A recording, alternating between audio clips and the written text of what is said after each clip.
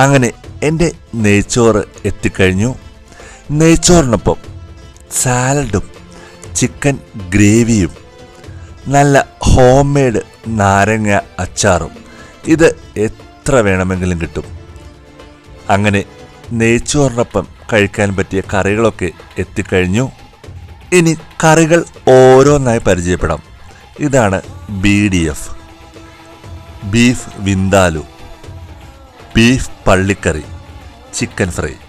ഇത്രയുമാണ് ഞാൻ വാങ്ങിയത്. ഇനി ടേസ്റ്റിംഗ് ടൈമിലേക്ക് കടക്കാം. ആ നെയ്ച്ചോറും ചിക്കൻ ഗ്രേവിയും കൂട്ടി കഴിച്ചു നോക്കിട്ടോ. പിന്നെ ഒരു പീസ് ചിക്കൻ ഫ്രൈ കൂടി.